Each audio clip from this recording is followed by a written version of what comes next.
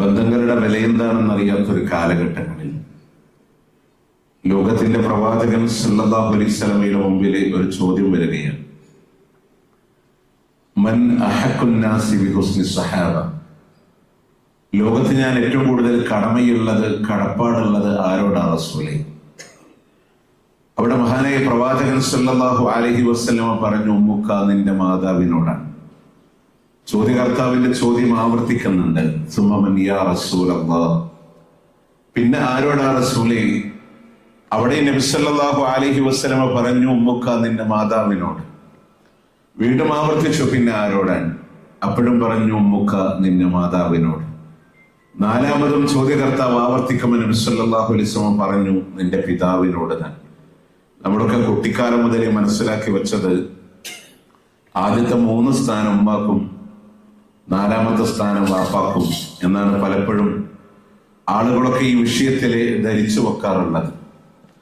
പക്ഷേ നമ്മൾ അറിയേണ്ടത്, ഉലമാക്കൾ ഈ ഹദീസുമായി ബന്ധപ്പെട്ട് ചർച്ച ചെയ്യുന്നിടത്ത് 1, 2, 3 എന്ന് പ്രവാചകൻ ആവർത്തിച്ചു പറഞ്ഞത് ഉമ്മാക്ക് ആദ്യത്തെ 3 സ്ഥാനം എന്നുള്ളത് കൊണ്ടല്ലായിരുന്നു. നേരെ മറിച്ച് ഉമ്മ ചെയ്യുന്ന ത്യാഗങ്ങൾ മക്കൾ ഒരിക്കലും ജീവിതത്തിൽ കാണുന്നില്ല. അവരെ ഗർഭം ചുമന്നതോ അവരെ പ്രസവിച്ചതോ അവരെ പാലൂട്ടി വളർത്തിയതൊന്നും മക്കള് കാണുന്നില്ല. അതുകൊണ്ടാണ് നബി സല്ലല്ലാഹു അലൈഹി വസല്ലമ 1, 2, 3 സ്ഥാനങ്ങൾ ഉമ്മ എന്ന് പറയാനുള്ള കാരണം. എന്നാൽ ബാപ്പ ചെയ്യുന്ന ത്യാഗങ്ങൾ ഒരുപക്ഷെ മക്കൾ അവരുടെ മുതിർന്ന കാലഘട്ടങ്ങളിൽ അവർ കാണുന്നവരുമാണ്. അപ്പൊ ചുരുക്കി പറഞ്ഞാൽ അള്ളാഹു റസൂലും കഴിഞ്ഞാൽ ഏറ്റവും വലിയ സ്ഥാനമുള്ളത് ലോകത്ത് നമുക്ക് നമ്മളുടെ മാതാപിതാക്കളോടാണ്. അത് പലപ്പോഴും ജീവിച്ചിരിക്കുന്ന ആളുകളോട് പറഞ്ഞാൽ അതിന്റെ വൈകാരികത ഒരുപക്ഷെ നമ്മൾ ഉൾക്കൊള്ളുന്നില്ല. അവർ നമ്മളിൽ നിന്ന് വിട പറയുമ്പോഴാണ്, അവർ നമ്മളിൽ നിന്ന് അറ്റുപോകുമ്പോഴാണ് അതിന്റെ വിലയെന്താണ് എന്ന് നമ്മൾ മനസ്സിലാക്കുന്നത്. പ്രിയമുള്ളവരെ, അള്ളാഹുവിന്റെ പ്രവാചകൻ സല്ലല്ലാഹു അലൈഹി വസല്ലമ ലോകത്തോട് ഈ വലിയ സ്ഥാനങ്ങൾ ഇവർക്ക് നൽകാനുള്ള കാരണം പറഞ്ഞെടുത്ത് വിശുദ്ധ ഖുർആനിലെ ആയത്തുകളൊന്ന് ക്രോഡീകരിച്ച് നമുക്കൊന്ന് പഠിക്കാം. എന്തുകൊണ്ടാണ് ലോകത്ത് ഏറ്റവും വലിയ കടമകൾ ഇവരോടെന്ന് പറയാനുള്ള കാരണം? അതിനൊന്നാമത്തെ പോയിന്റ് ഖുർആൻ പറഞ്ഞ വാക്കെന്തെന്നറിയോ? ഹമലതുഹു ഉമ്മുഹു വഹനൻ അലാ വഹൻ, പ്രയാസത്തിന്റെ മേലെ പ്രയാസം ചുമന്നുകൊണ്ടാ നിങ്ങളുടെ മാതാവ് നിങ്ങളെ ഗർഭം ചുമന്നതെന്നാണ്. കഠിനമായ പ്രയാസം അനുഭവിച്ചിട്ട് അവിടെ ഖുർആൻ ഉപയോഗിച്ച വാക്ക് വഹനൻ അല വഹൻ, പ്രയാസത്തിന്റെ മേൽ പ്രയാസം ചുമന്നുകൊണ്ടാണ്. അതായത് നമുക്കറിയാം, ഉമ്മ തളർന്നില്ലാതായിട്ടുണ്ട്, ഉമ്മ ഒരുപാട് വേദനകൾ അനുഭവിച്ചിട്ടുണ്ട്. അപ്പൊ നമ്മളൊക്കെ ഉമ്മ എന്താണെന്ന് ചോദിച്ചാൽ ഒരുപക്ഷെ നമ്മൾ പറയും ഉമ്മ ഉമ്മ തന്നെയാണ് എന്നേ നമ്മൾ പറയുള്ളൂ. നേരെ മറിച്ച് ആ ഉമ്മ എന്താണെന്ന് ഒരുപക്ഷെ എന്റെ വാക്കുകളെ കൊണ്ട് നിർവചിക്കാൻ കഴിയില്ല. ബാപ്പ എന്താണെന്ന് വാക്കുകളെ കൊണ്ട് നിർവചിക്കാൻ കഴിയില്ല. പക്ഷെ നമുക്കത് മനസ്സിലാകണമെങ്കിൽ, ഒരു സ്ത്രീ ആണെങ്കിൽ അവരൊരു ഗർഭം ചുമക്കുന്ന ഒരു സമയം വന്നാൽ അന്ന് അവരറിയും ആരാണ് ഉമ്മ എന്ന്. അവർക്ക് ജീവിതത്തിൽ ഒരു പുരുഷൻ അവന്റെ ഭാര്യ ഗർഭം ചുമക്കുമ്പോ, ഭാര്യ പ്രസവിക്കുമ്പോ അന്നേ ആ പുരുഷൻ അറിയുന്നുള്ളൂ ആരാണ് ഉമ്മ എന്നുള്ളത്. കാരണം അതുവരെ ഒന്നും നമ്മൾ അനുഭവിക്കാതെ എല്ലാം അങ്ങനെ നേടിയെടുക്കുന്ന ആളുകളാണ്. അതുകൊണ്ട് തന്നെ അതുവരെ ജീവിതത്തിൽ ഉമ്മ എന്നുള്ള വികാരങ്ങളെ നമ്മൾ അവരറിയിച്ചിട്ടില്ല. പലപ്പോഴും വിശക്കുമ്പോ ഭക്ഷണം കൂട്ടാനും, ആവശ്യമുള്ളപ്പോ വാത്സല്യിക്കാനും കൊഞ്ചിക്കാനും കാര്യങ്ങൾ ചെയ്തു തരാനും ഒക്കെ ഒരു നിഴലായി അവരിങ്ങനെ കൂടെ ഉണ്ടാവുമ്പോ നമ്മൾ അവിടെ അറിയണില്ല. നമ്മളെ മലയാളത്തിൽ പലപ്പോഴും പറയുന്ന ഒരു പ്രയോഗം ഉണ്ടല്ലോ, കണ്ണുള്ളപ്പോ കണ്ണിന്റെ വില അറിയില്ല. പ്രിയമുള്ളവരെ, ഗർഭാവസ്ഥയിലാണ് ഒരു ഉമ്മാനെ തിരിച്ചറിയാൻ തുടങ്ങുന്നത് എങ്കിൽ അവിടെ ഖുർആൻ പറഞ്ഞ വാക്കാണ് വഹനൻ അലാ വഹൻ, പ്രയാസത്തിന് മേലെ പ്രയാസം ചുമന്നുകൊണ്ടാണ്, ദൗർബല്യത്തിന് മേലെ ദൗർബല്യങ്ങളെ സഹിച്ചുകൊണ്ടാണ് ഒരു മാതാവ് നിങ്ങളെ ഗർഭം ചുമക്കുന്നത് എന്നാണ്. നിങ്ങൾ ആലോചിച്ച് നോക്കി, നമ്മൾ പറയും ഒരു പ്രഗ്നൻസിയുടെ ആദ്യ കാലഘട്ടങ്ങളിലെ ഉമ്മ വല്ലാതെ വൊമിറ്റ് ചെയ്യും, ഗർഭിണികളായ സ്ത്രീകളെ വല്ലാതെ ഛർദിക്കും. നിങ്ങൾക്കറിയോ, ഉമ്മാന്റെ ശരീരത്തിൽ നിന്ന് പുതിയ എംബ്രിയോ ഊർജം വലിച്ചെടുക്കാൻ തുടങ്ങുന്നതിന്റെ ലക്ഷണമാണ് ആ വൊമിറ്റിംഗ്. സാധാരണ ഛർദിക്കുന്ന പോലെയല്ല, അവർ വല്ലാതെ തളർന്ന് വീഴുന്ന രൂപത്തിൽ അവർ ഛർദിക്കും. ആർക്ക് വേണ്ടിയിട്ടാണ്? വരാനിരിക്കുന്ന ഒരു കുഞ്ഞ് ഊർജം ഏറ്റെടുക്കാൻ തുടങ്ങിയതാണ്. പിന്നീട് അതൊരു പൊക്കിൾ കൊടിയായി രൂപാന്തരപ്പെട്ട് ഇന്നും ഞാനൊരു സംഭവമാണ്, എന്നെ ഉപദേശിക്കാൻ അവരാരി എന്ന് ചിന്തിക്കുന്നവരോട് വയറിന്റെ മേലെ തടവി നോക്കിയാൽ മതി. ഏത് അതിനൂതനമായ ശാസ്ത്രജ്ഞർക്കും നിർമ്മാർജ്ജനം ചെയ്യാൻ കഴിയാത്ത ഒരടയാളം അല്ലാഹു തആല തന്നിട്ടുണ്ട്. ഉമ്മാന്റെ പൊക്കിൾ കൊടിയുടെ ചിഹ്നമാണ്. അതുവഴിയാണ് ഊർജം നമ്മൾ വലിച്ചെടുത്തത്. ആ ഗർഭകാലഘട്ടങ്ങളിൽ ഒരു 18 ആഴ്ചകളാകുമ്പോൾ കുഞ്ഞ് ചലിക്കാൻ തുടങ്ങിയിട്ടുണ്ട്, ഇളകാൻ തുടങ്ങിയിട്ടുണ്ട്. നിങ്ങളൊന്ന് ആലോചിച്ച് നോക്കേ, ആ കുഞ്ഞിന്റെ ഇളക്കം ഉമ്മാക്ക് സുഖമുണ്ടാക്കുന്നു നമ്മൾ ആരും കരുതണ്ട. ആ കുഞ്ഞ് ഒരു 7 മാസമൊക്കെ പ്രായാവുന്ന സമയങ്ങളിൽ ഇളകുമ്പോ ഉമ്മാക്ക് നല്ല പെയിൻ ഉണ്ട്, വേദന ഉണ്ട്. പക്ഷെ ഉമ്മാന്റെ മനസ്സ് വേദനിക്കുന്നത് എപ്പോഴാണെന്നറിയോ? ആ കുഞ്ഞ് ഇളകാതിരിക്കുമ്പോഴാണ് ഉമ്മാന്റെ മനസ്സ് വേദനിക്കുന്നത്. പലപ്പോഴും ഡോക്ടറുടെ അടുത്തേക്ക് ഇങ്ങനെ ഓടും, കുഞ്ഞളകണില്ല എന്ന് കൺഫ്യൂഷൻ പറഞ്ഞിട്ടാണ്. നിങ്ങൾ ആലോചിച്ചോ, അത്രമേൽ അവരാ ഗർഭകാലഘട്ടങ്ങളിൽ അവർ വേദനിക്കുന്നുണ്ട്. മാത്രമല്ല, ഏതൊരാൾക്കും കിടന്നുറങ്ങാൻ ഒരു ശീലം ഉണ്ടായിരിക്കും. നമ്മളിൽ മെജോറിറ്റി ആളുകൾ കിടന്നുറങ്ങുക കമിഴ്ന്നിട്ടാണ് കിടന്നുറങ്ങാറുള്ളത്. കമിഴ്ന്നിട്ട് കിടന്നുറങ്ങും. ഇനിയിപ്പോ നമ്മള് അതൊന്നും വേണ്ടെന്ന് വിചാരിച്ച് മലർന്ന് കിടന്നാലും ചെരിഞ്ഞു കിടന്നാലും ഉണരുമ്പോ വീണ്ടും കമിഴ്ന്നിട്ടുണ്ടാവും. കാരണം ശീലങ്ങളായിരിക്കും, ഒരിടത്ത് കംഫർട്ട് സോണുകൾ ഉണ്ടാവും. പക്ഷെ നിങ്ങൾ ആലോചിച്ചൊക്കെ, ഒരു സ്ത്രീ ഗർഭവതിയായി കഴിഞ്ഞാൽ അവർക്ക് ഉറങ്ങാൻ ഡോക്ടർ നിർദ്ദേശിക്കുന്ന രൂപത്തിലല്ലാതെ അവർക്ക് കിടക്കാൻ കഴിയുന്നില്ല. അവരുടെ ഉറക്കങ്ങളെ, അവരുടെ സ്വസ്ഥതകളെ, അവരുടെ ശരീരത്തിന് നീര് വരുന്നുണ്ട്, അവർക്ക് നല്ല ബാക്ക് പെയിനുകൾ വരുന്നുണ്ട്. അവരാ കുഞ്ഞുമായി അനുഭവിക്കുന്ന വേദനകളെ, ശരീരത്തിൽ വരുന്ന ഘടനമാറ്റങ്ങള്, അതൊക്കെ വലിയ പ്രയാസങ്ങൾ തന്നെയാണ്. അതൊന്നും പറഞ്ഞറിയിക്കാൻ കഴിയാത്ത വേദനകളാണ്. അതുകൊണ്ടും അവസാനിക്കുന്നില്ല പ്രിയമുള്ളവരെ. ഒരു 9 മാസക്കാലം വയറിന്റെ മേലെ കല്ല് വെച്ച് കിട്ടിയിട്ട് കുന്നംകുളത്തിന്റെ തൊഴിയൂരിന്റെ വടക്കേ കാടിന്റെ മണ്ണിലൂടെ നടക്കാൻ പറഞ്ഞ നമ്മൾ നടക്കോ? കയ്യിലുള്ള കേവലം 10-200 ഗ്രാം വെയിറ്റ് വരണ മൊബൈൽ ഫോൺ തന്നെ വീട്ടിലെത്തി ടാബിളിലേക്കൊന്ന് മാറ്റിവിട്ടാൽ ഒന്നൊരു സമാധാനം കാണുന്നവരാ നമ്മളൊക്കെ. ഒരു കുഞ്ഞിനെ വയറിൽ വെച്ച് ഉമ്മ കൊണ്ട് നടന്ന നിങ്ങളൊക്കെ ഭക്ഷണം പാചകം ചെയ്യുമ്പോ, ഡ്രസ് വാഷ് ചെയ്യുമ്പോ, മുഴുവൻ സന്ദർഭങ്ങളിൽ ആ കുഞ്ഞുമായിട്ട് ഇങ്ങനെ നടക്കുന്നവരാണ്. നിങ്ങൾ ആലോചിച്ച് നോക്ക്, അവർക്ക് ഒരു പ്രയാസവും ഉണ്ടാവാതിരിക്കാൻ നിങ്ങളൊക്കെ അത്രമേൽ. മാത്രമല്ല, ആ ഗർഭകാലഘട്ടങ്ങളിൽ നമ്മളെ ഏറ്റവും കൂടുതൽ സ്നേഹിച്ചതാരെന്നറിയണം? ആരാ? ജീവിതത്തിൽ നിങ്ങൾ നോക്കിക്കോ, ലോകത്ത് നമ്മൾ ഏറ്റവും കൂടുതൽ സ്നേഹിച്ചത് നമ്മളുടെ ഉമ്മയും വാപ്പയായിരിക്കും, അല്ലാതെ വേറെ ആരുമല്ല.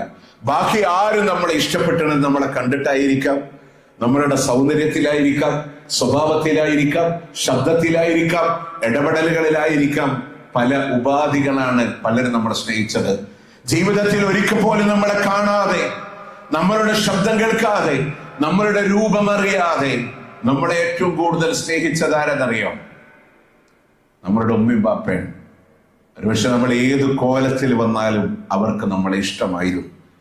അതുപോലെ വേറെ ആരും നമ്മളെ സ്നേഹിച്ചിട്ടില്ല. നിങ്ങൾ നോക്കി, അതുകൊണ്ട് കാണാതെ അറിയാതെ ഇഷ്ടപ്പെട്ടവർ, ആ ഗർഭകാലത്തിലെ ത്യാഗങ്ങൾ അനുഭവിച്ചവർ, അതുകൊണ്ട് അല്ലാഹു സുബ്ഹാനഹു വ തആല പറഞ്ഞു, അതിൽ ഏറ്റവും വലിയ പരിഗണന കൊടുത്തത് പ്രയാസത്തിന്റെ മേലെ പ്രയാസം ചുമന്നുകൊണ്ടാണ് നിങ്ങളുടെ മാതാവ് നിങ്ങളെ ഗർഭം ചുമന്നതെന്നാണ്. വീണ്ടും അല്ലാഹുവിന്റെ ഖുർആൻ പറയാണ്,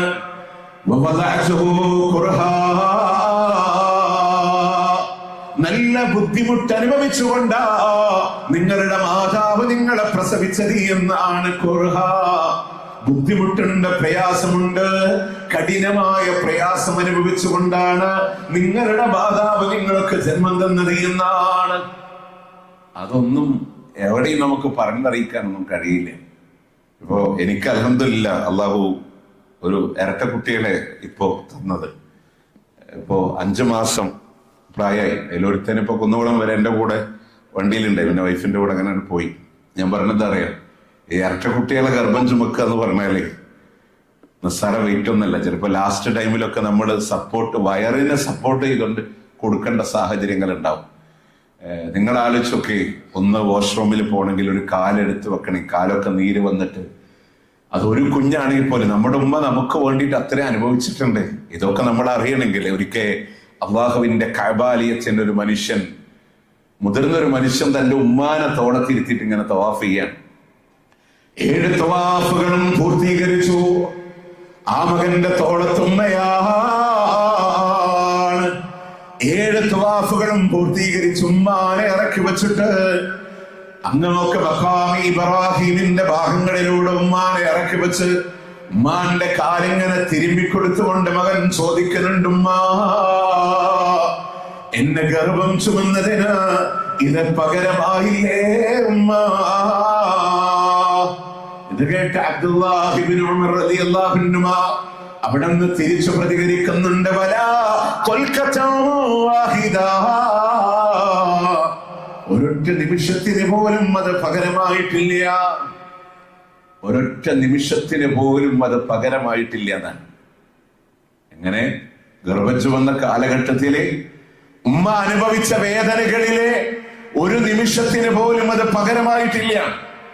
ആ ഗർഭത്തിന്റെ പൂർണ്ണാവസ്ഥയിൽ നിങ്ങൾക്ക് വേണ്ടി ജന്മം നൽകുമ്പോ നമ്മളൊക്കെ സാധാരണ ഇന്നത്തെ പുതിയ തലമുറക്കൊക്കെ പറയും 3 മാസം റെസ്റ്റ് ആണ്. ഇവിടെ കൂടുതലും മുതിർന്ന ആളുകളുള്ളതുകൊണ്ട് ഞാൻ പറയാം, നമ്മളുടെ ഉമ്മാർക്കൊന്നും റെസ്റ്റ് കിട്ടിയിട്ടില്ല. ഇല്ല.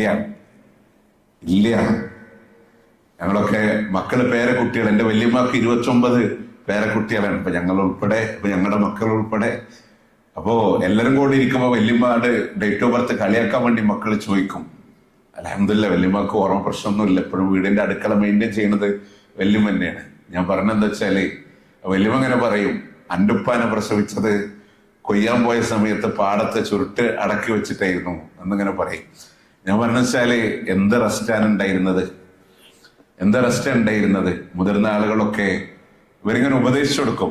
ഈ അമ്മായിമാരൊന്നും അന്നത്തെ കാലത്ത് കുട്ടികൾക്ക് ഇടക്ക് കരയുമ്പോ പാല് കൊടുക്കാൻ സമ്മതിക്കൂല. കാരണം ജോലിക്ക് പോകുന്ന സമയം ഒഴിവാക്കിയിട്ട് പാല് കൊടുത്ത് ശീലിപ്പിക്കണം എന്നുള്ളൊരു ധാരണ ഒക്കെ പറഞ്ഞിട്ടാണ്. നിങ്ങൾ ആലോചിച്ചൊക്കെ പാടത്തെ പണിയും ഇന്നല്ലേ നമുക്ക് ഗൾഫും പ്രതാപങ്ങളും ഈ ഇരിക്കുന്ന സൗകര്യങ്ങളൊക്കെ രാവും മുതലേ അന്ത്യോളം പണിയെടുത്ത് കിട്ടുന്നത് കൊണ്ട് ഭക്ഷണം ഉണ്ടാക്കി തന്ന് അതിനിടയിൽ ഗർഭവതിയായി ഒരു ആദ്യത്തിലും റെസ്റ്റ് ഇല്ല. ഇന്ന് നമ്മള് തുടക്കത്തിലെ റെസ്റ്റാന്ന് പറയും, എന്നാലും അനുഭവിക്കണ നിസ്സാര റെസ്റ്റ് എന്ന് പറഞ്ഞ് നമ്മൾ പറയണ റെസ്റ്റേ ഉള്ളൂ. അവരനുഭവിക്കണ വേദന അവർക്ക് തന്നെ അറിയുള്ളൂ. 7ാം മാസത്തിൽ എല്ലാവിധ പ്രൗഢിയും കൊണ്ട് പ്രസവത്തിന് കൊണ്ടുവന്ന് പറയും, ഇഷ്ടപ്പെട്ടതൊക്കെ തിന്നാൻ കൊടുക്കും. ഞാൻ പറഞ്ഞത് അതിനേക്കാൾ കഷ്ടം അനുഭവിച്ച ഇവിടെയുള്ള മുതിർന്നവരുടെ മാതാപിതാക്കളെ സംബന്ധിച്ചിട്ടാണ്. എന്ത് സമാധാനങ്ങൾ ഉണ്ടായേ. എന്നിട്ട് അല്ലാഹ് പറയാൻ, അവർ നിങ്ങൾക്ക് വേണ്ടി ജന്മം നൽകുമ്പോ പ്രസവത്തിന്റെ വേദനല്ലേ? പ്രസവത്തിന്റെ വേദന 14.5% പെയിൻ അറിയുന്ന രംഗം. അതിനൊരു പൊടി കൂടെ കയറിയ അബോധത്തിലേക്ക് പോകുന്നതാണ്. അത്രമേൽ ശരീരത്തിന്റെ ഒരു എല്ല് പൊട്ടുമ്പോ എന്തൊരു വേദന അല്ലേ? എന്തൊരു വേദനയാ! 22 അസ്ഥികൾ ഒരേ സമയം പൊട്ടുന്ന വേദനയാണ്. അള്ളാഹു ചാല തരണത് എന്നാണ്. ആലോചിച്ച് നോക്കി. ഇന്നത്തെ പുതിയ തലമുറ മക്കളൊക്കെ പറയും സിസേറിയൻ അല്ലേ, ഉമ്മൊന്നും അറിഞ്ഞിട്ടില്ല എന്നൊക്കെ. ഖുർആനിലെ 39 അധ്യായത്തിൽ 6ാമത്തെ ആയത്തുണ്ട്, ഫീ ദുലുമാതിൻ സലാസ്, 3 ഇരുട്ടറകൾക്കുള്ളിലാണ് അള്ളാഹു നിനക്ക് സുരക്ഷിതമായ കവചമൊരുക്കിയത്. ആ 3 ഇരുട്ടറ എന്ന് പറയുന്നത് ഗർഭപാത്രത്തിന്റെ 3 ലെയറുകളാണ്. ആ 3 ലെയറും കീറിയിട്ട് വേണം നിന്നെ പുറച്ചെടുക്കാൻ. അറിയോ? വയറിന്റെ അടിവയറിലെ പുറമെയുള്ള സ്കിന്നും വയറും കീറിയിട്ട് അതിന് പുറമെ 3 ഗർഭപാത്രത്തിന്റെ അറകൾ കീറി. അത് കീറിക്കഴിഞ്ഞ് നിങ്ങളൊക്കെ നമ്മുടെ യൂറിനൽ ബ്ലാഡറിനെ ക്ലിപ്പ് ചെയ്ത് മാറ്റി വെച്ചിട്ട് സമയം പെട്ടെന്ന് തീരെങ്കിലും അവർ ചെയ്യുന്ന പ്രവർത്തികളും അവിടെ നിന്നങ്ങോട്ട് 6 മാസം അതിന്റെ അനന്തരഫലം അവർ അനുഭവിക്കുന്നതും ഈ 3 അറകളിൽ തുന്നിച്ചേർക്കാണ്. നമ്മുടെ നാട്ടിലൊക്കെ പറയും ആദ്യത്തെ സിസേറിയൻ ആണെങ്കിൽ പിന്നൊക്കെ സിസേറിയൻ തന്നെ ആവുള്ളൂ എന്നൊക്കെ. അതിനൊക്കെ മെഡിക്കൽ സയൻസ് പലരും പറയുന്നത് വെച്ചാല് ഈ 3 അറയിലെ ഏറ്റവും ഉള്ളിയത്തെ അറയിലെ ചെറിയ അകലച്ച മതി, പിന്നീട് ഒരു നോർമൽ ഡെലിവറി നടക്കാതിരിക്കാനുള്ള കാരണം എന്നാണ്. ഒരു ബക്കറ്റ് വെള്ളം പൊന്തിക്കുമ്പോ തന്നെ ചിലപ്പോ ആ സ്റ്റിച്ച് അകന്നാ മതി എന്നുള്ളതാണ്. എന്താണെങ്കിലും അള്ളാഹു ആയാലും നമുക്കറിയുന്ന വിഷയമല്ല. പക്ഷെ ഞാൻ പറഞ്ഞത് അത്രമേൽ അവരുടെ ശരീരങ്ങൾക്ക് പ്രയാസങ്ങൾ ഉണ്ടാക്കുന്നുണ്ട്. ഈ 3 ഇരുട്ടറകളെയും തുന്നിവെക്കുന്നുണ്ട്. നിങ്ങൾ നോക്ക്, അവിടെ ചില ആളുകൾ പറയും ചാപ്പിള്ള എന്താണ് മറുപിള്ള തപ്പാണെന്നൊക്കെ പറയും. 2ാമത്തെ കുഞ്ഞിനൊക്കെ ജന്മം കൊടുത്താൽ. ഞാന് നമ്മുടെ സൽസബിയിൽ ക്ലാസ് എടുക്കാൻ മക്കളോട് ചോദിച്ചു, 2ാമത് ജനിച്ച മക്കൾ ആരൊക്കെ? കുട്ടികളെ ക്ലാസ് കഴിഞ്ഞപ്പോ ചില കുട്ടികൾ പറഞ്ഞു ഉമ്മാനെ കാണാൻ തോന്നുന്നുണ്ട്. അപ്പോ നമ്മളാരും അവരിയ്ക്കുമ്പോ അവരുടെ വേദനകളൊന്നും അറിയണില്ല എന്നൊക്കെ. ഈ മകബുള്ള തപ്പ് എന്നൊക്കെ പറഞ്ഞാൽ ചെറിയ കുട്ടികളെ പോലെ അവർ കരയും, വേദന സഹിക്ക വയ്യാതെ കരയും. ഇത് മൂന്നും തുന്നിച്ചേർത്ത് വെച്ചിട്ട് കുഞ്ഞിന് ആദ്യമായിട്ട് പാല് കൊടുക്കുമ്പോ ഉമ്മ അതിനു വേണ്ടി ചെരിഞ്ഞു കിടക്കുന്ന വേദന മതി. അനുഭവിക്കുന്ന പെയിൻ ഉണ്ടല്ലോ, ഒന്ന് ചെരിഞ്ഞു കിടക്കാൻ അനുഭവിക്കുന്ന വേദന. ലോകത്തിൽ ഏറ്റവും അതിമനോഹരമായ മുഹൂർത്തത്തിന് വേണ്ടി സാക്ഷ്യം വഹിക്കുന്ന ആദ്യമായി കുഞ്ഞിന്റെ ചുണ്ടിലേക്ക് പാല് കൊടുക്കുന്ന നിമിഷങ്ങളെ അവിടെ വേദന എന്നുള്ളത്. പ്രസവത്തിന്റെ സമയത്ത് കുഞ്ഞ് റൊട്ടേഷൻ ചെയ്ത് കടന്നു വന്ന് അവിടെ നിന്ന് ഗർഭമുഖത്തിലേക്ക് സിവിക്സിലേക്ക് ആ മക്കളിങ്ങനെ യാത്ര തിരിക്കുന്ന രംഗങ്ങളെ ഒന്നും സാരല്ല. അള്ളാഹു സൃഷ്ടിച്ചു വെച്ച അത്ഭുതങ്ങളെ അതിഅപാരം. അതിലുപരി ആ ഉമ്മ അനുഭവിക്കുന്ന വേദനകള് അതിനേക്കാൾ പെയിൻഫുള്ളാണ്. അതുകൊണ്ട് പറഞ്ഞ നല്ല വേദന അറിഞ്ഞിട്ടാണ് നിങ്ങളെ പ്രസവിച്ചത്. മൂന്നാമത് അള്ളാഹുവിന്റെ ഖുർആൻ പറയാണ് വഹംലുഹു വഫിസാലുഹു 30 ശഹ്റാ. അവരുടെ ഗർഭമുണ്ടല്ലോ, അവരുടെ പാലൂട്ടലുണ്ടല്ലോ, അത് 30 മാസമാണ്. ഒരു ഉമ്മ കുഞ്ഞിന് വേണ്ടി അനുഭവിക്കുന്ന ത്യാഗം എന്ന് പറയുന്നത് അത് 30 മാസമാണ്. 30 മാസം എന്ന് പറഞ്ഞാൽ ആയത്തുമായി ബന്ധപ്പെട്ട ഉലമാക്കൾ പറയാൻ പ്രഗ്നൻസി പീരീഡിലെ ഏറ്റവും ചുരുങ്ങിയ കാലയളവ് എന്ന് പറയുന്ന 6 മാസത്തിനെ കാൽക്കുലേറ്റ് ചെയ്തിട്ടാണ് അവിടെ ഖുർആൻ എന്ന് പറഞ്ഞത്. 30 ആഴ്ച 30 മാസം എന്ന് പറഞ്ഞത്. 6 മാസത്തിൽ ഒരു കുഞ്ഞ് ജനിച്ചാലേ ആ കുഞ്ഞിന്റെ അവസ്ഥ എന്താവും നമുക്കറിയാം. ഒന്നും ഉണ്ടാവില്ല. 1 മാസം കഴിയുമ്പോഴേ സെട്ടിപ്പല നിന്ന് 3-ാം മാസത്തിൽ ഫീറ്റൽ സ്കാനിങ്ങൾ നടച്ചു. ഫീറ്റൽ സ്കാനിങ്ങിൽ കുട്ടിയുടെ നെറ്റിയുടെ പൊസിഷൻസ്, മുതുകല്, തലച്ചോറിന്റെ അവിടെ നിന്ന് ഓട്ടിസം ബാധിക്കാൻ സാധ്യത ഉണ്ടോന്ന് വരെ ഇന്ന് അത്യാധുനിക രീതിയിൽ 3 മന്ത്സിലെ ടെസ്റ്റുകൾ നടക്കുന്ന ഒരു കാലഘട്ടമാണ്. പിന്നീട് അവിടെ നിന്ന് ഇങ്ങനെ പൂർണ്ണ വളർച്ചകൾ ഇങ്ങനെ കടന്നു വന്ന ആ കുഞ്ഞിങ്ങനെ കടന്നു വരുമ്പോ നിങ്ങൾ ആലോചിച്ച് നോക്കി, ആ സമയങ്ങളിലൊക്കെ അൽഹംദുലില്ലാഹ് അല്ലാഹുവിന്റെ അപാരമായ സൃഷ്ടി വൈഭവങ്ങളൊക്കെ അതില് നമുക്ക് കാണാൻ വേണ്ടി സാധിക്കും. അങ്ങനെ ഒരു 6 മാസം എന്നൊക്കെ പറഞ്ഞ കുട്ടിയൊന്നുമില്ല. അതിന്റെ സ്കിന്ന് ഡെവലപ്പ് ആയിട്ടില്ല, മീറ്റ്സ് ഡെവലപ്പ് ആയിട്ടില്ല, ഇന്റേണൽ ഓർഗൻസിന്റെ പൂർണ്ണമായിട്ടില്ല. നമ്മുടെ 7 മാസത്തിൽ പുറത്ത് വന്ന കൊച്ചിനെ പോലും നമ്മൾ പറയൽ എന്താണ്? പ്രീബർത്ത് എന്ന് പറയാ, കാലാവാതെ പ്രസവിച്ചതെന്ന് പറയല്. പക്ഷെ നിങ്ങൾ ആലോചിച്ചു, ആ ചുരുങ്ങിയ കാലം വെച്ചിട്ട് ഖുർആൻ പറയാൻ നിങ്ങളുടെ ഉമ്മ 30 മാസം ചുരുങ്ങിയത് 2 വർഷക്കാലം നിങ്ങളെ പാലൂട്ടുന്നുണ്ട്. റിലാക്സ്. ആ പാലൂട്ടുന്ന കാലയളവില് നമ്മൾ പറയാം നിസ്സാരല്ലേ എന്ന് നമ്മൾ പറയും. ഒരു ഉമ്മക്ക് അറിയാൻ പറ്റും കുഞ്ഞവിടെ പാലിന് വേണ്ടി ദാഹിക്കുമ്പോ അവിടെ സ്ഥലത്തില്ലാത്ത ഉമ്മക്ക് അറിയാൻ പറ്റും എന്റെ കുഞ്ഞ് പാലിന് വേണ്ടി വിതുമ്പുന്നുണ്ട് എന്ന് അറിയാൻ സാധിക്കും. അത് അല്ലാഹു നൽകിയ. എന്നത് പുതിയ മക്കളോട് പറഞ്ഞ ടെലിപ്പതിയോ എന്ത് പറഞ്ഞാലും അവർ പറയും. നിങ്ങൾ ആലോചിച്ചു, ഉമ്മാരോട് ചോദിച്ചു, നമ്മുടെ മക്കളോട് ഭാര്യമാരോട് ചോദിച്ചു, അവര് പറയും മാറിന്റെ അവിടെ വല്ലാത്തൊരു പിടുത്താനെന്ന് പറയും. മക്കളുടെ അടുത്ത് കോടി എത്തണമെന്ന് പറയും. അവർക്ക് അത്രമേൽ പ്രയാസങ്ങൾ വരും പാല് കൊടുക്കാൻ. നിങ്ങളൊക്കെ ആലോചിക്കേണ്ട, ഒരു 2 മണിക്കൂർ നമ്മളോട് സ്നേഹമില്ല, നിങ്ങൾക്ക് ദേഷ്യമാണെന്നൊക്കെ പറയണ മക്കളില്ലേ? നമ്മൾ ജനിച്ചിട്ട് ഒരു 2 മാസം 2 മണിക്കൂർ ഉമ്മ പാല് തരാതിരുന്നാൽ മതി, ഇതുപോലെ നമ്മൾ നിവർന്ന് നിൽക്കില്ലായിരുന്നു. ഷുഗർ ലെവല് താഴെ പോയി നമ്മൾ തീരുമായിരുന്നു. ഷുഗർ ലെവൽ 25ന്റെ താഴെ വന്ന് എടുക്കാണ്ടാവില്ല ബർത്തിലെ മക്കളെ. അതുകൊണ്ടാണ് കുട്ടികൾക്ക് ഇങ്ങനെ ഇടക്കിടക്ക് 2 മണിക്കൂറിൽ പാല് കൊടുക്കണേ ജനിച്ച ഉടനെ, അല്ലെങ്കിൽ അടിയന്തര സൊല്യൂഷൻ സ്വീകരിക്കണേ. ഇന്ന് പുതിയ മക്കളുടെ കാലൊക്കെ ഞെക്കിയിട്ട് ഷുഗർ ടെസ്റ്റ് ഇങ്ങനെ നടത്തും. എന്തിനാണ്? അതിന് മാതാവിന്റെ മാറെടുത്ത് നിന്ന് പാല് കിട്ടിയിട്ട് ഷുഗർ ഇൻഡെക്സ് കയറി വരണം. അത് താഴെ പോകാൻ പറ്റൂല, ഷുഗർ കുറയാൻ പറ്റൂല. ആ ഓരോ ഈ 2 മണിക്കൂറും നിങ്ങൾ ആലോചിച്ച് അവർക്ക് ഉറങ്ങണ്ടേ? സ്റ്റാർട്ടിങ്ങിലെ പറയണേ, പ്രസവിച്ച കുഞ്ഞിനെ ആദ്യ സമയങ്ങളിൽ ഓരോ ഈ 2 മണിക്കൂറിലും പാല് വേണം. നിങ്ങൾ പറ, 9 മാസം ഗർഭം ചുമന്ന് മാരകമായ വേദന അനുഭവിച്ച് പ്രസവിച്ച് സിസേറിയൻ ആണെങ്കിൽ അതിന്റെ വേദന കടിച്ചു തിന്ന് അവരുടെ ഒബ്സർവേഷനും കഴിഞ്ഞ് റൂമിൽ വന്ന് ഉമ്മാക്ക് ഉറങ്ങണ്ടേ? ഉറക്കത്തിൽ നിന്ന് ഇങ്ങനെ ഉണരുക. ഈ 2 മണിക്കൂറില് മാരടത്തിനോട് ചേർത്ത് വെച്ച് തന്നെയാണ് ഈ ഞാൻ വളർന്നത്, ഈ നിങ്ങൾ വളർന്നത്, ഓരോ മനുഷ്യന്മാരും ഉണ്ടായത്. എന്നിട്ട് ഇന്ന് നമ്മൾ നിവർന്നവരോട് തർക്കിക്കാൻ മാത്രം നമ്മൾ പ്രാപ്തരായിട്ടുണ്ടോ? നമ്മൾ ആലോചിച്ച് നോക്ക്. അത് ആ പാലൂട്ടി വളർത്തിയത് മാതാവിന്റെ മാരടത്തിൽ നിന്ന് പാല് കിട്ടാതെ വരുമ്പോ മുളച്ചു വന്ന കിന്നരി പല്ലുകൊണ്ട് മാതാവിന്റെ മാറിടത്തിലൂടെ കടിക്കുമ്പോ മുല്ലമുട്ട് പോലെ പാല് വരുന്നതിന് പകരം രക്തത്തിന്റെ തുള്ളികൾ കടന്നു വരുമ്പോഴും ഉമ്മാക്ക് വേദനിക്കുന്നടാ ഇന്ന് പറഞ്ഞ തലോടിയ ഉമ്മാന്റെ വേദനകളെ ഇന്ന് നമ്മൾ മറക്കുന്നുണ്ടോ? അങ്ങനെ ഒരു പറയുള്ളൂ. നമ്മുടെ ആരും വലിച്ചെറിഞ്ഞിട്ടില്ല. ഉമ്മാക്ക് വേദനിക്കുന്നടാ എന്ന് പറഞ്ഞിങ്ങനെ തലോടും. എത്ര കടിച്ചു വെച്ചിട്ടുണ്ട് മക്കള്. 7 മാസം കഴിയുമ്പോ 8 മാസം ആവുമ്പോ പല്ലിങ്ങനെ മുളച്ചു വന്നാലേ മാതാവിന്റെ മാറിടത്തിൽ കടിച്ച് രക്തം വരുമ്പോ എത്ര പെയിൻഫുൾ ആയിട്ടാണ് ആ ദിവസങ്ങൾ അവർ കടന്നു പോകണമെന്നറിയോ ഇല്ലേ? അതുകൊണ്ട് അല്ല പറയും ഏറ്റവും വലിയ കടമയുള്ളത് ഉമ്മാനോട്. മുസ്നബി വീണ്ടും പറഞ്ഞു ഉമ്മാ, മൂന്നാമത് പറഞ്ഞു ഉമ്മ, നാലാമത് പറഞ്ഞു ബാപ്പാ. ബാപ്പ എന്ന് പറഞ്ഞ ത്യാഗം നമ്മൾ പലപ്പോഴും പറയും. ബാപ്പ കുറച്ച് കാർക്കശ്യക്കാരന്, കുറച്ച് ദേഷ്യക്കാരനാണ്. വാപ്പാന്റെ കണ്ണൊന്നും നിറയണം നമ്മൾ കാണാനില്ല. ഞാൻ ചോദിക്കാം മക്കളെ, വാപ്പ ഉരുകണത് നിങ്ങൾ കണ്ടിട്ടുണ്ടോ? നിങ്ങൾ കണ്ടിട്ടുണ്ടോ? അത് വല്ലാത്തൊരു ഉരുക്കാൻ.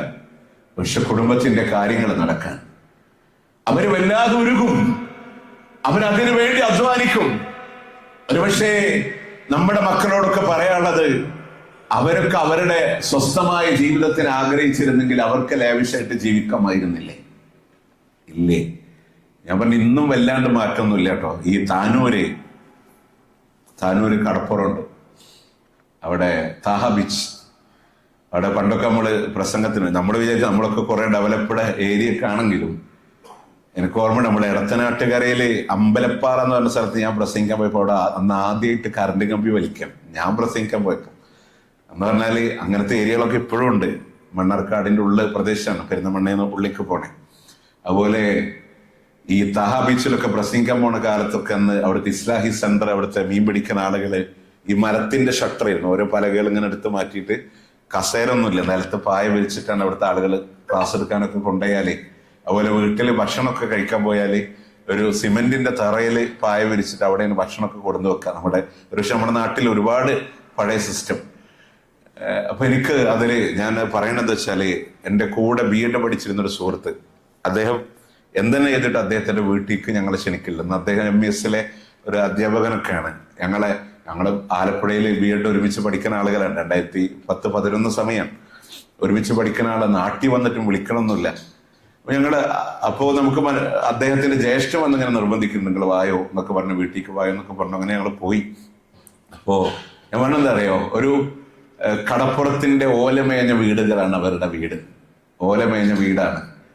അവിടെ വാപ്പാക്കൊരു നെയ്ത്തുകെട്ടിലാണ് വീടിന്റെ സിറ്റ് ഔട്ടിൽ, അതിലാണ് വാപ്പ കിടക്കുന്നത്. മക്കളൊക്കെ വീടിന്റെ ഉള്ളില്, ഭാര്യയും ഭർത്താവും അവരുടെ അനുജനൊക്കെ ആ വീടിന്റെ ഉള്ളില് കേവലം ഒരു ഓല കൊണ്ട് മറച്ചിങ്ങനെ കഴിയുന്നൊരു സാഹചര്യം. അപ്പൊ നമുക്ക് മനസ്സിലായി അതുകൊണ്ടാണ് അദ്ദേഹം നമ്മളെ ക്ഷണിക്കാതിരുന്നത് എന്ന് നമുക്ക് ഫീൽ ചെയ്തു. പക്ഷെ ഞാൻ പറഞ്ഞത് അറിയോ, ആ വീട്ടിലെ പിതാവ് അദ്ദേഹം കടയിൽ നിന്ന് മുന്തിരി ജ്യൂസ് കൊണ്ടുവന്ന് ഞങ്ങൾക്ക് ഒഴിച്ചു തരാണ്. ഞങ്ങളത് കുടിക്കുമ്പോൾ അയാളുടെ ക്ലാസ്സിലേക്ക് ഒഴിച്ചത് വീണ്ടും ആ ജഗ്ഗിലേക്ക് ഒഴിച്ച് അവിടെ വെച്ചപ്പോൾ നമുക്ക് പണ്ടത്തെ ഒരു കാലം ഇങ്ങനെ ഓർമ്മ വന്നു. അദ്ദേഹം കുടിച്ചില്ല. ഒരുപക്ഷെ നമ്മൾ പോയിട്ടായിരിക്കും അവിടുത്തെ മക്കൾക്ക് വേണ്ടി അത് കൊടുക്കാനാണ്. ഞാൻ പറഞ്ഞതെന്ന് വെച്ചാല് ഇന്നത്തെ പുതിയ മക്കൾക്കൊന്നും അത് വലിയ പരിചയം ഉണ്ടാവില്ല. കാരണം നമ്മളിങ്ങനെ വിരൽ ചൂണ്ടും. ഒരു പെൻസിൽ വെച്ച വാപ്പ ഒരു ബോക്സ് പെൻസിൽ വാങ്ങിച്ചു തരും അല്ലേ? നമ്മൾ ഒരു മിഠായി പറഞ്ഞ ഒരു പാക്ക് മിഠായിയാണ് മേടിച്ചു കൊടുക്കുക. മക്കള് പറഞ്ഞതൊക്കെ സാധിപ്പിച്ചു കൊടുക്കുന്നത്. അതിന്റെ അപകടം പിന്നീട് നമ്മൾ അറിയേണ്ടി വരും, അത് വേറെ വിഷയം. പക്ഷേ അവരൊക്കെ പലതും മാറ്റി വെച്ചിട്ടാണ്. ഗൾഫുകാരെ ആണല്ലോ തൊഴിയൊരു മേഖലയിലൊക്കെ. നമ്മൾ വിചാരിക്കും പിസ്തയും ബദാമൊക്കെ ഗൾഫിൽ ഇങ്ങനെ UAEയിലും ഒമാനിലും ബഹ്റൈനിലും ഖത്തറിലും സൗദിയിലും ഒക്കെ ഇങ്ങനെ പൂത്തുലഞ്ഞ് നിൽക്കുന്നതാണ് ബദാമും ഒക്കെ അല്ലേ? അങ്ങനെയൊക്കെ ചിന്തിക്കുന്ന ആൾക്കാരുണ്ടാവും. നമ്മളൊക്കെ സാധാരണ പ്രോഗ്രാമിന് പോകുമ്പോൾ നമുക്കറിയാലോ, സാധാരണ 9 ദിവസം ഒക്കെയാണ് സാധാരണ ഒരു പ്രോഗ്രാമിന് യാത്ര ഉണ്ടാവും. ഒരു വ്യാഴാഴ്ച പോയാൽ പിറ്റത്തെ ശനിയാഴ്ച മടങ്ങാവുന്ന രൂപത്തിലൊക്കെയാണ് സാധാരണ ഗൾഫ് പ്രോഗ്രാമുകൾ പ്ലാൻ ചെയ്യല്. പക്ഷെ ഞാൻ പറഞ്ഞത് വെച്ചാല്, അപ്പൊ നമ്മൾ നാട്ടിൽ നിന്ന് പോകുന്നവർക്ക് ഒരു പ്രത്യേകത ഉണ്ട്. നമ്മൾ എന്തെങ്കിലും മേടിക്കുമ്പോൾ ഇന്ത്യൻ മണിയായിട്ട് കമ്പയർ ചെയ്യും. അപ്പൊ നാട്ടിൽ എത്ര റുപ്യോ നമ്മളിങ്ങനെ കാൽക്കുലേറ്റ് ചെയ്ത് നോക്കും. ഞാൻ വെച്ചാൽ പിസ്തൊക്കെ നമ്മൾ എടുത്തു നോക്കുമ്പോൾ പിന്നെ ഏതാ നാട്ടിൽ വന്ന് മേടിക്കല. അവിടെ 46 റിയാലിന് അരക്കിലോ, ദിർഹംസിനൊക്കെ അരക്കിലോ കിട്ടണത് നാട്ടിൽ വന്നാൽ 950 റുപ്യക്ക് നമുക്ക് 1 കിലോ മേടിക്കാലോ, അല്ലെങ്കിൽ 1000 റുപ്യക്ക് 1 കിലോ മേടിക്കാം. നമ്മളിങ്ങനെ കമ്പയർ ചെയ്യും. നിങ്ങൾ ആലോചിച്ച് നോക്കി, ഇവിടുത്തേനേക്കാളും വില ഉണ്ട് അവിടെ. അവരുടെ കട്ടിലിന്റെ തലഭാഗത്ത് ഇങ്ങനെ തോന്നുമ്പെടുത്ത് തിന്നാൻ വേണ്ടി ബോക്സിൽ വെച്ചൊന്നുമില്ല. പക്ഷെ നാട്ടുകാർ ഓഹരി വെക്കുമ്പോൾ മൂപ്പരിപ്പോ അവിടെ എന്നും തിന്നുന്ന ആളല്ലേ എന്നാ പറയാ, അല്ലെ? വീട്ടിലുള്ളവരൊക്കെ ഓഹരി വെക്കും. ആ സാധുവിന്റെ ജീവിതത്തെ നിങ്ങൾ ആലോചിച്ചിട്ടുണ്ടോ? ഭക്ഷണം പലപ്പോഴും സ്കിപ്പ് ചെയ്യുന്ന ആളുകളെ കാണാൻ പറ്റും. സ്കിപ്പ് ചെയ്തിട്ട് അവർ കാത്തിരുന്നിട്ടുണ്ട്. ലേബർ ഏരിയയിലൊക്കെ ജോലി ചെയ്യണ ഒരു റൂമിൽ കലണ്ടറിൽ കോളം വെട്ടി ദിവസങ്ങൾ ഇങ്ങനെ കാത്തിരിക്കും. നാട്ടിൽ പോവാന് മക്കളെ കാണാൻ എത്ര ദിവസം ഉണ്ടെന്നറിയാൻ. ഒരു പ്രവാസിയുടെ കട്ടിലിന്റെ ചോട്ടിൽ ഒരു പെട്ടി ഉണ്ടാവും. കിട്ടിയതൊക്കെ കൊണ്ടുവന്നിടാൻ ഭാര്യക്കാൻ, മക്കൾക്കാൻ നല്ലൊരു ഭക്ഷണമൊന്നും. എനിക്ക് ഓർമ്മയുണ്ട്, നമ്മുടെ ചെറുപ്പത്തിലൊക്കെ അയൽ വീട്ടിലെ താത്തൊക്കെ ചപ്പാത്തി ഉണ്ടാക്കും. അവരുടെ ഭർത്താവ് ഗൾഫിൽ നിന്ന് പറയും, മൂപ്പര് ഗൾഫിൽ നിന്ന് കുബൂസ് എന്ന് ശീലിച്ചോണ്ട് ചപ്പാത്തിയെ പറ്റുള്ളൂ എന്നൊക്കെ പറയല്. പക്ഷെ നമുക്കിപ്പോ വലുതായപ്പോഴാണ് ഇതിനൊക്കെ അതൊക്കെ മനസ്സിലായി. ടാക്സ് ഇല്ലാതെ കിട്ടുന്ന ഒരു ഫുഡാണ് കുബൂസ് പറഞ്ഞത്. ഒരു റുപ്യക്ക് ഒരു 5 കിട്ടിക്കഴിഞ്ഞാൽ അൽഹംദുലില്ലാ രാവിലെയും രാത്രിയൊക്കെ ആവുമ്പോ പോയി. ഉച്ചക്ക് ആ റൂമില് ആ ചോറുണ്ടാക്കുന്ന ഒരു നേരമായിരിക്കും. ആദ്യ റൂമിൽ എത്തുന്ന ആളാണ് ബാക്കി ചോറ് തിന്നല്. അവർക്ക് ലാവിഷായി ജീവിച്ചുകൂടായിരുന്നു?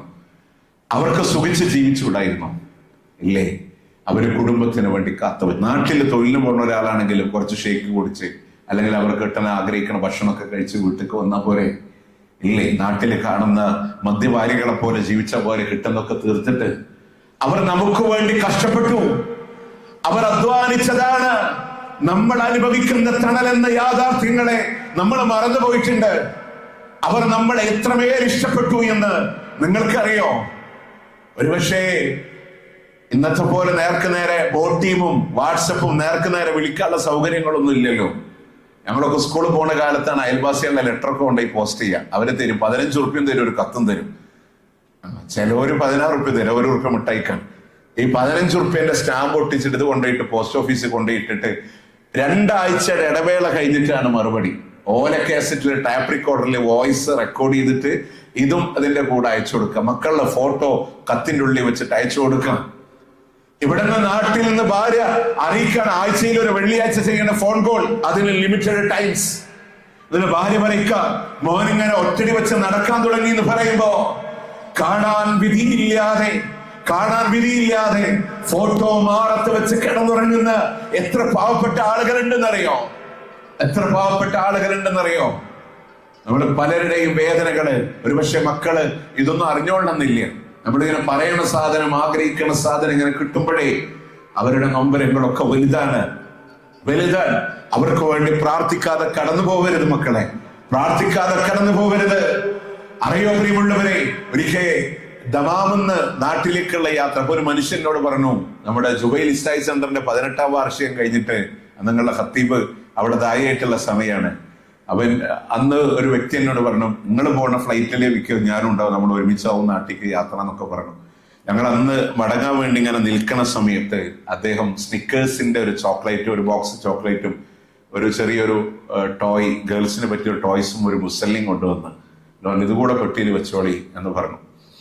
ഞാൻ അദ്ദേഹത്തോട് ചോദിച്ചു, നിങ്ങൾ എന്റെ കൂടെ പോരുന്നെന്ന് പറഞ്ഞിട്ട്. അപ്പൊ അദ്ദേഹം എന്നോട് പറയാൻ, ഞാനിപ്പോ അതിനുശേഷം അദ്ദേഹത്തെ ഒരുപാട് വർഷങ്ങളായിട്ട് കണ്ടില്ല കേട്ടോ. ഈ റമദാനില് ഒരു റമദാനുമായി ബന്ധപ്പെട്ട ഒരു ക്ലാസ്സിന് പോയപ്പോഴാണ് അദ്ദേഹത്തിന്റെ ഭാര്യനെയും മക്കളേനും ഒക്കെ കൂട്ടിയിട്ട് ആ ക്ലാസ്സിന് വേണ്ടി വന്നിരുന്നു. എത്രയോ വർഷങ്ങൾക്ക് ശേഷം അദ്ദേഹത്തെ കണ്ടത്. അപ്പൊ അദ്ദേഹം എന്നോട് പറയാണ്, ഞാൻ മോനെ ബിടെക്കിന് ചേർത്തിട്ടുണ്ട്, അപ്പോ കുറച്ചുകൂടെ എക്സ്പെൻസ് ആയി, ഒരു ലാപ്ടോപ്പും കൂടെ മേടിച്ചപ്പോ ഞാൻ ഇനി 3 മാസത്തിന് നാട് ചിന്തിക്കണില്ല, അത് കഴിഞ്ഞിട്ടേ ആലോചിക്കണുള്ളൂ. അവർക്കൊന്നും നമ്മളെ കാണാൻ പോകില്ലായിട്ടും. ഒരു മനുഷ്യനൊരിക്കൽ വിതുമ്പി പറഞ്ഞൊരു വാക്കെന്തെന്നറിയോ? മൂത്ത ആൺകുട്ടികളൊക്കെ ചേർത്ത് വെച്ചു, എനിക്ക് 3ാമത്തെ പെൺകുട്ടിയാണ്, എനിക്ക് ആ മോളുടെ കൂടെ നിൽക്കാൻ പറ്റിയിട്ടില്ല, ഇനി കുറച്ച് കഴിഞ്ഞാല് അവളെ ചേർത്ത് പിടിച്ചൊന്ന് കിടക്കാൻ വേണ്ടി പറ്റൂലല്ലോ, പെൺകുട്ടികളല്ലേ. അത് പറഞ്ഞിട്ട് എത്രയും പോകും നമ്മളൊക്കെ പറഞ്ഞ വലിയൊരു മനുഷ്യൻ നിന്ന് കരയാൻ. അവരുടെ ഉള്ളിൽ സങ്കടങ്ങളില്ലേ, വിഷമങ്ങളില്ലേ, ത്യാഗങ്ങളില്ലേ? രാത്രി 12 മണിക്ക് 1 മണിക്ക് വീട്ടിലേക്ക് കടന്നു വരുന്ന നമ്മളോട് ഏത് ബാപ്പയാ കാരുണ്യത്തോടുകൂടെ സംസാരിക്കാനുള്ളേ? എന്നാലും ഉമ്മാനോട് വിളിച്ചു പറയും, ഉമ്മ കുറച്ചൊന്ന് വൈകിട്ടോ, ഉമ്മാനോട് വിളിച്ചു പറയും. എന്നിട്ട് ഉമ്മ ഇങ്ങനെ പതുക്കെ വാപ്പ കിടക്കണ റൂമിന്ന് ശബ്ദം ഉണ്ടാക്കാതെ എണീറ്റ് ഡോറ് തുറന്ന് വീടിന്റെ പിന്നിലെ ഡോറ് തുറന്നു കൊടുത്ത് പുതപ്പൊക്കെ മൂടിക്കൊടുത്തിട്ട് വാപ്പ കിടക്കുന്ന റൂമിൽ നിശിയുടെ നിശബ്ദതയിൽ കടന്നു ചെന്ന് ശബ്ദമുണ്ടാക്കാതെ ഡോറ് ലോക്ക് ചെയ്ത് വാപ്പാന്റെ ചാരത്ത് വന്ന് കിടക്കുമ്പോ എല്ലാം ശ്രമിക്കുന്ന വാപ്പാന്റെ ഒരു ചോദ്യമുണ്ട്, അവനെന്തെങ്കിലും കഴിച്ചിട്ടുണ്ടോടി എന്ന് ചോദിക്കുന്ന വാപ്പാന്റെ മക്കളെ നമ്മളാരും അറിഞ്ഞിട്ടില്ല, നമ്മളാരും കണ്ടിട്ടില്ല. അവർക്ക് അത്രമേൽ ഇഷ്ടമുണ്ടായിരുന്നു നമ്മളോട്. അവരുമ്മാനെ പോലെ പെട്ടെന്ന് കരയില്ല, കാരണം അവര് പുരുഷനായി പോയി എന്നുള്ളത് കൊണ്ടാണ്. അള്ളാഹു അങ്ങനെയാണ് അവരുടെ പ്രകൃതം അവർ പടച്ചിട്ടുള്ളത്. അപ്പൊ അതുകൊണ്ട് ഏറ്റവും നല്ല കാരുണ്യത്തോടെ പെരുമാറാൻ, അവരുടെ തൃപ്തി നിങ്ങളെ സമ്പാദിക്കണമെന്ന്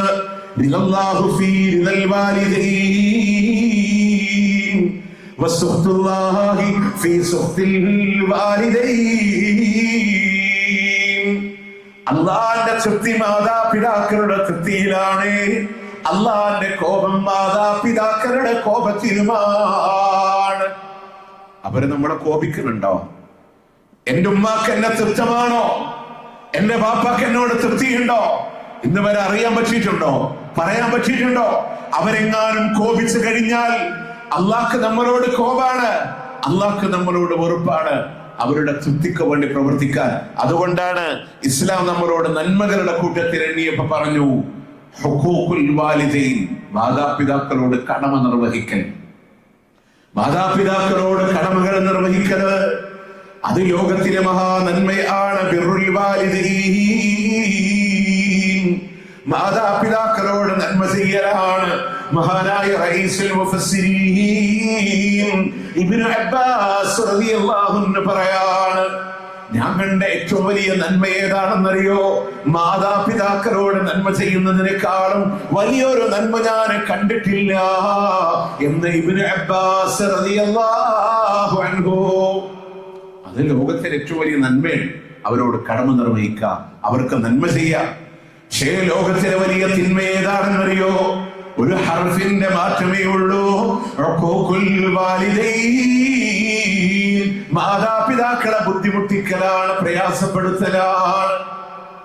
മാതാപിതാക്കളെ പ്രയാസപ്പെടുത്തുമ്പോ അത് അള്ളാഹ്ക്ക് ഏറ്റവും വലിയ പാപമായിട്ടാണ് ഇസ്ലാം അതിനെണ്ണനെ.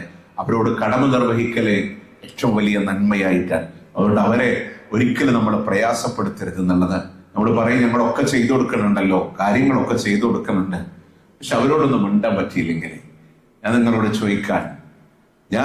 ചോദിക്കാൻ ഉമ്മാന്റെ നെറ്റത്തൊരു ചുംബനം കൊടുത്തിട്ട് എത്ര കാലായിട്ടുണ്ടാവും?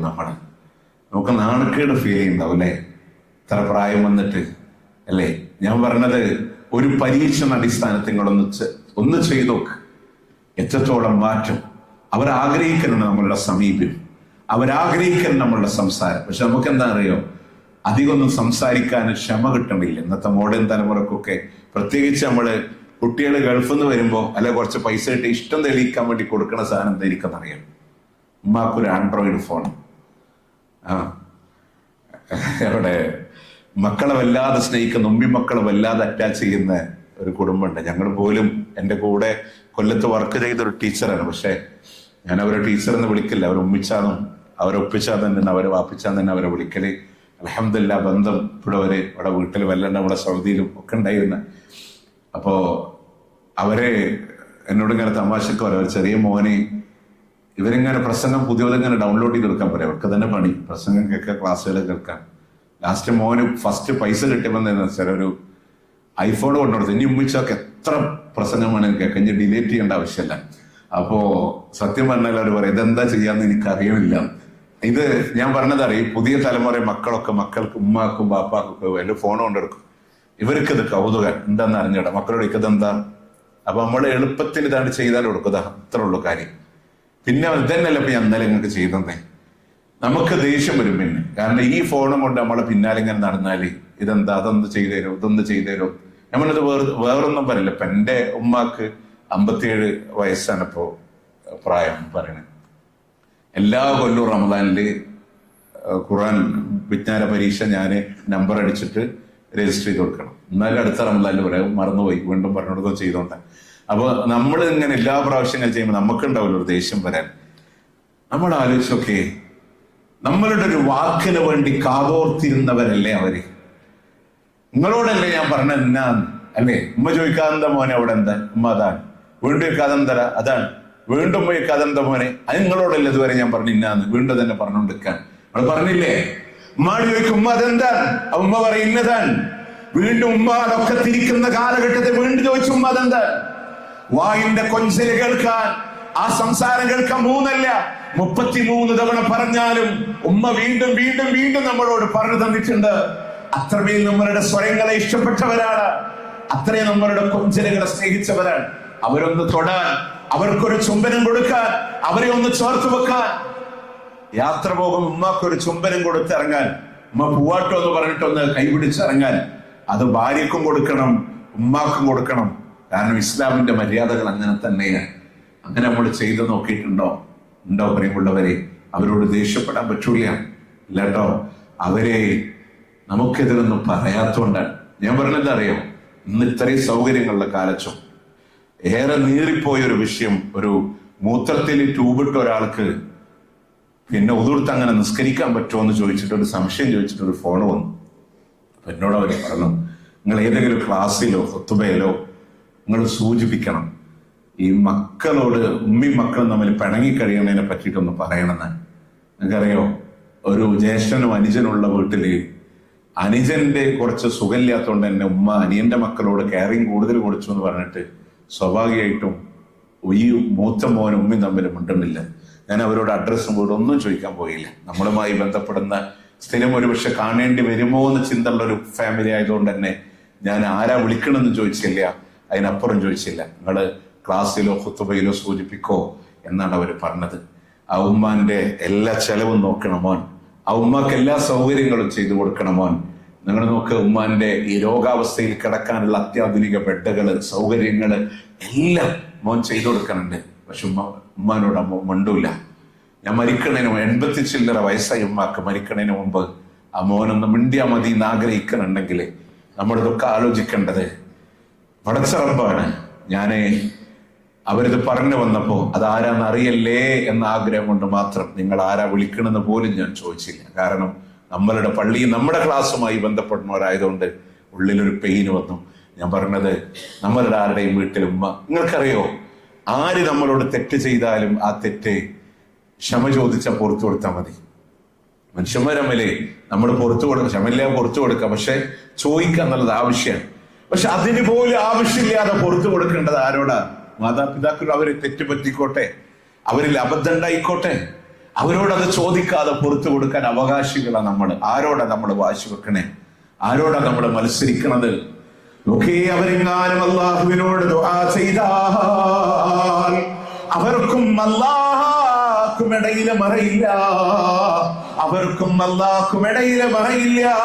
ഇത്തഖീ ദഅവത്തൽ മദ്ലൂം ഫലൈസ ബൈനഹാ വബൈന അല്ലാഹി ഹിജാബ്.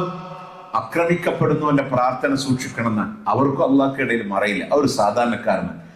ആ വ്യക്തി ഉമ്മയാണെങ്കിലോ, ആ വ്യക്തി ബാപ്പയാണെങ്കിലോ അതിനിടയിൽ മറൽ. സ്വഹീഹ് ബുഖാരിയിലെ ഒരു ചരിത്രവുമായി ബന്ധപ്പെട്ട് പഠിപ്പിച്ചു തരാൻ നമ്മൾ അറിയേണ്ട എന്താ അറിയാം? അവർ നമുക്കെതിരെ പ്രാർത്ഥിക്കാത്തത് കൊണ്ടാണ്. ഇല്ലെങ്കിൽ നമ്മളൊക്കെ എവിടെ കിടക്കും?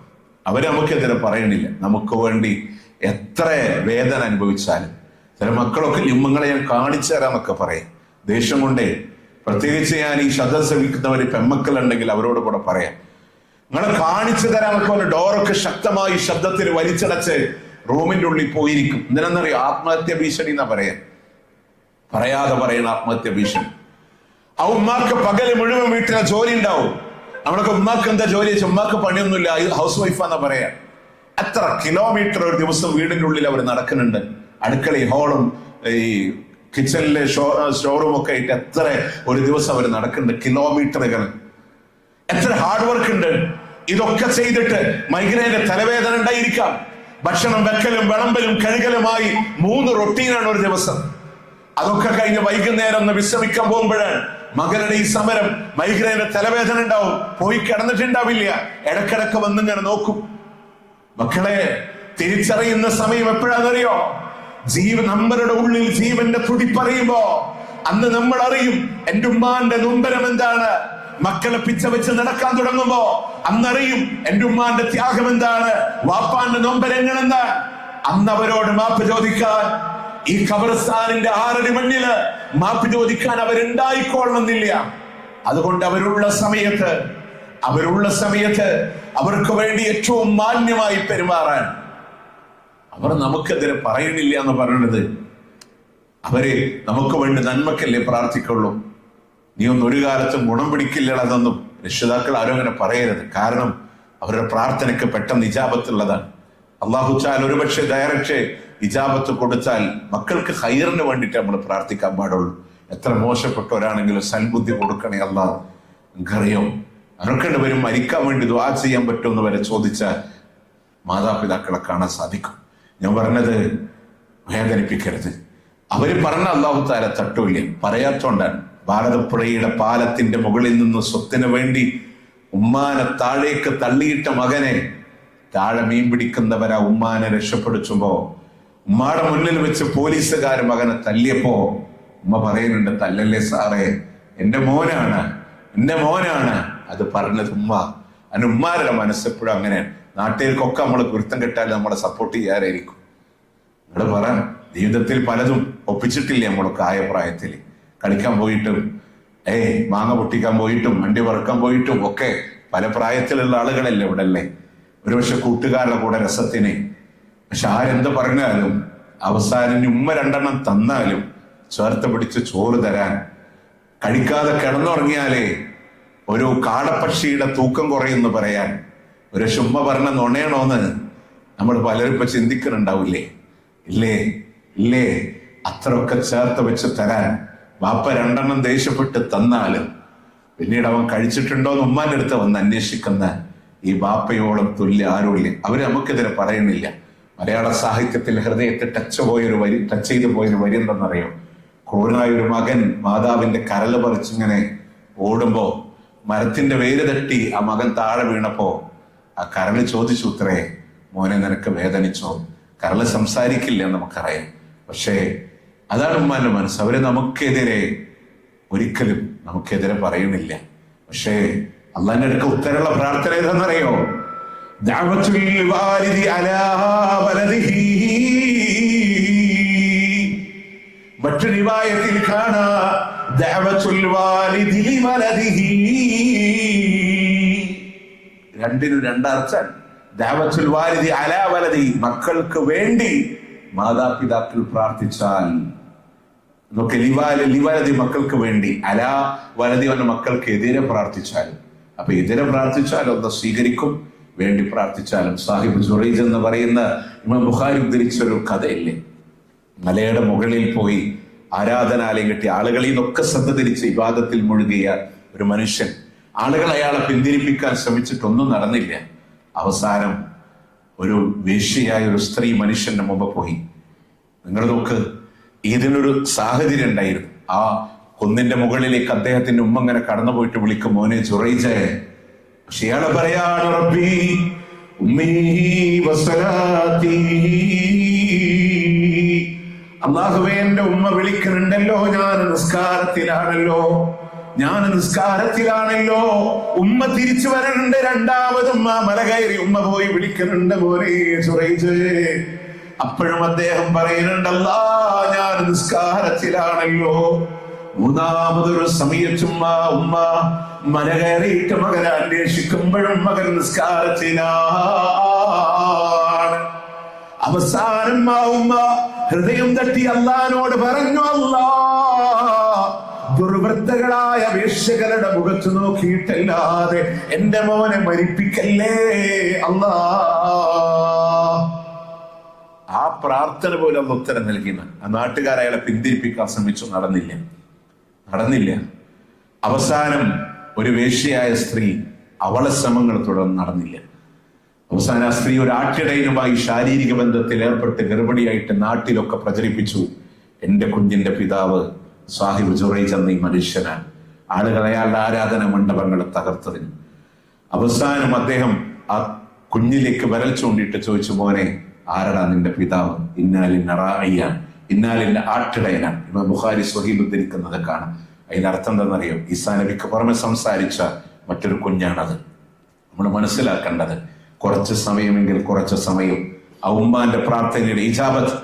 ആ ഹദീസുമായി ബന്ധപ്പെട്ട് ഉലമാക്കൾ പറയാ, സുന്നത്ത് നിസ്കാരത്തിനിടയിൽ ഒരു അത്യാവശ്യത്തിന് ഉമ്മ വിളിച്ചാൽ അതിനിടയിൽ ഉമ്മാന്റെ വിളിക്കുത്തരം നൽകണമെന്നാണ്. നിസ്കാരം കണ്ടിന്യൂ നിസ്കരിച്ചാൽ മതി. മനസ്സിലാവണുണ്ടോ? കൈകെട്ടി ഫാത്തിയും കഴിഞ്ഞ് സൂറത്ത് പകുതിയായപ്പോഴാ ഉമ്മ വിളിക്കണേ.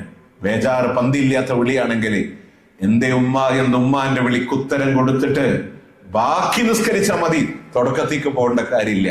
സുന്നത്ത് നിസ്കാരാണെങ്കിൽ അത്ര വലിയ സ്ഥാനമുണ്ട് നമ്മളുടെ ജീവിതത്തിൽ ഉമ്മാക്കെന്ന് ഈ ഹദീസുമായി ബന്ധപ്പെട്ട ഉലമാക്കൾ നമുക്ക് പഠിപ്പിച്ചു തരാൻ. നമ്മൾ മനസ്സിലാക്കേണ്ട അവരോളം നമ്മളെ അവര് നമുക്കെതിരെ പറയാത്തോണ്ടാണ് സ്നേഹിച്ചൊരു. ഇപ്പൊ ഞാനൊരു പ്രഭാഷകൻ എന്നുള്ള രീതിയിൽ എനിക്ക് പറയാമല്ലോ, നമ്മളുടെ യാത്രയില് വൈഫ് നമ്മളെ ഫോൺ വിളിക്കും. സാധാരണ എങ്ങനെ ഫോൺ വിളിക്കാന്നറിയും? നമ്മള് യാത്ര പുറപ്പെട്ട് നമ്മളോട് ചോദിക്കും എത്ര സമയത്ത് എത്താ എന്ന് ചോദിക്കും. ദീർഘമായ യാത്രയാണെങ്കിൽ അതിന്റെ ഇടയിൽ വിളിക്കും. ചിലപ്പോൾ ഫ്രീ ഉള്ള സമയമാണെങ്കിൽ സംസാരിക്കാൻ വിളിക്കും. അവിടെ എത്തേണ്ട സമയമായ വിളിക്കും.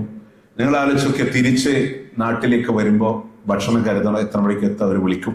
നമ്മൾ എത്തേണ്ട സമയമായിട്ടില്ലെങ്കിൽ അവർ വിളിക്കും. ഇത് സാധാരണ നമ്മളുടെ ഭാര്യമാരൊക്കെ നമ്മളെ വിളിക്കണതാണ്. ഫ്രീ ഉണ്ടെങ്കിൽ അവരൊരു പക്ഷെ നമുക്ക് സംസാരിക്കണവരാണ്. പക്ഷെ നിങ്ങൾ ആലോചിച്ച് നോക്ക്, നമ്മുടെ ഉമ്മ നമ്മളെങ്ങനെ വിളിക്കുക? ഒരുപാട് തവണ വിളിക്കും.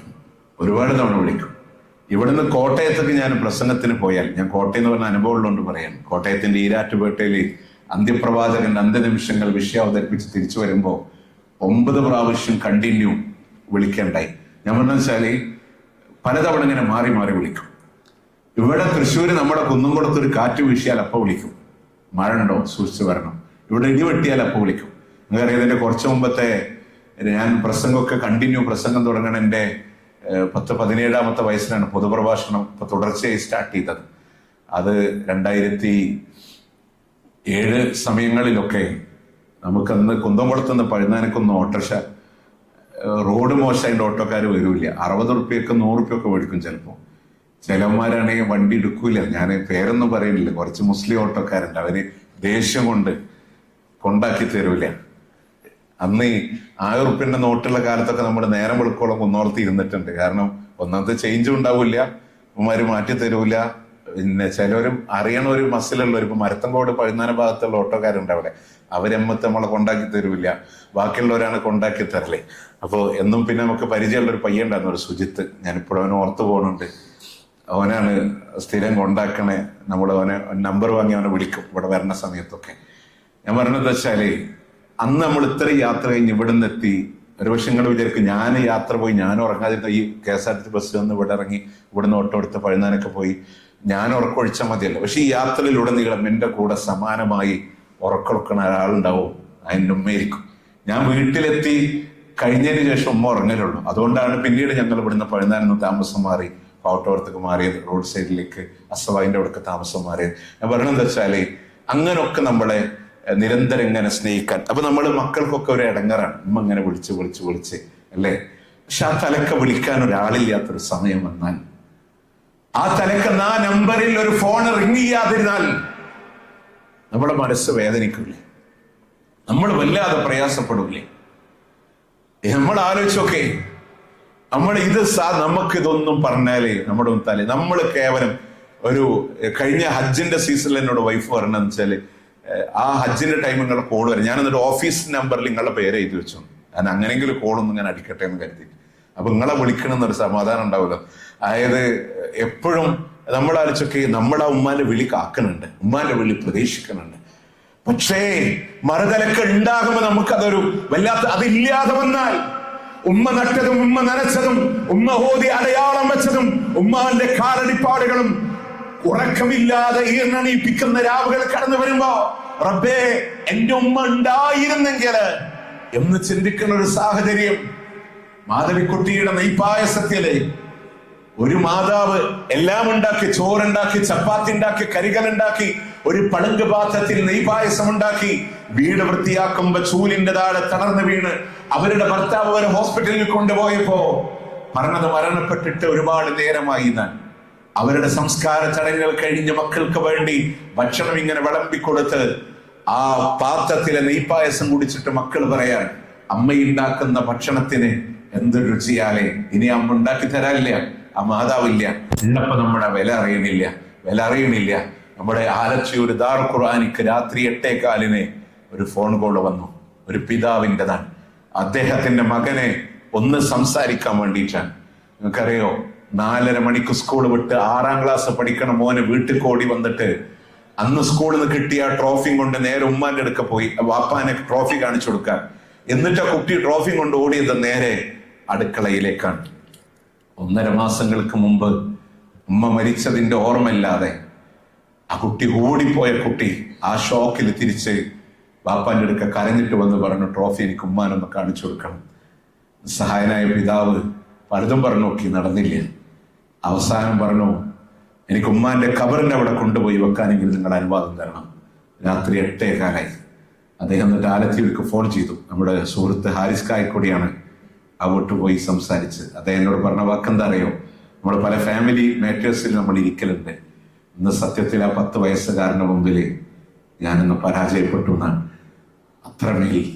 അത്രമേൽ നമ്മൾ ഈ വലിപ്പൊന്നും വേണ്ട. ഒരു ഉമ്മാന്റെ ഡയറി കുറിപ്പിൽ അവർ പറയുന്നുണ്ട്, 1999 അവർ പറയാണ്, അന്നൊരു തിങ്കളാഴ്ചയായിരുന്നു. പുലർച്ചെ 3 മണിക്ക് ഒരു ആൺകുഞ്ഞിന് ഞാൻ ജന്മം കൊടുത്തു.